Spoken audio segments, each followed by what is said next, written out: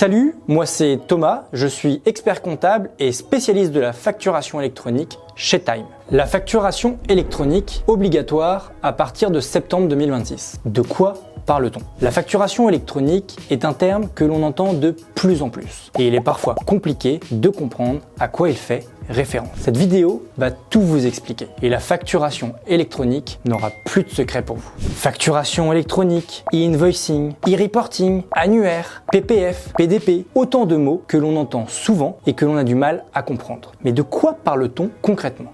Tous ces mots font référence à une même réforme, la réforme de la facturation électronique. Adoptée depuis 2022, cette réforme a fait l'objet de nombreuses évolutions. Cette réforme définit deux nouveaux concepts, l'obligation de facturation électronique, également appelée e-invoicing, et l'obligation de transmission des données de transaction et de paiement, également appelée e-reporting. Penchons-nous sur la première obligation. L'obligation de facturation électronique fait référence à un nouveau mode de facturation qui va progressivement s'imposer à partir de septembre 2026 pour les opérations réalisées entre entreprises assujetties à la TVA et établies en France. Et attention, cela concerne également les micro-entreprises relevant du régime de la franchise en base. Concrètement, quand on parle de facturation aujourd'hui, cela suppose qu'il y ait un fournisseur, également appelé vendeur, un client, également appelé acheteur, et l'achat d'un bien ou d'une prestation de service. Afin de justifier et détailler sa prestation, le fournisseur crée une facture. Cette facture est actuellement générée sous Word,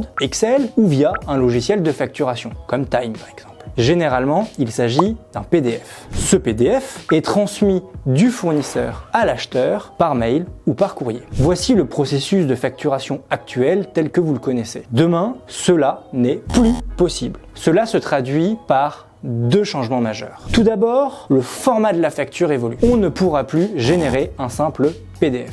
En effet, pour être considérée comme une facture électronique, au sens de la réforme, la facture doit être générée dans l'un des trois formats imposés, UBL, C2I ou FactureX. À la différence des deux premiers formats, le format FactureX est un format dit hybride. Visuellement et techniquement, il s'agit d'un PDF, ce qui le rend très facile d'utilisation. Mais en plus de cela, il encapsule toutes les données de la facture dans un XML, ce qui lui permet d'être traité automatiquement par une machine. C'est d'ailleurs pour sa simplicité d'utilisation que Time a choisi de sélectionner le format FactureX comme format de facturation électronique. En plus du format, les modalités de transmission et de réception des factures électroniques évoluent. Désormais, deux nouveaux acteurs sont impliqués dans le processus de transmission des factures. Il s'agit de l'État et des PDP, ou plateformes de dématérialisation partenaires. Pour transmettre une facture électronique conforme, le fournisseur doit être raccordé à une PDP émettrice. Et pour la recevoir, l'acheteur doit, lui, être raccordé à une PDP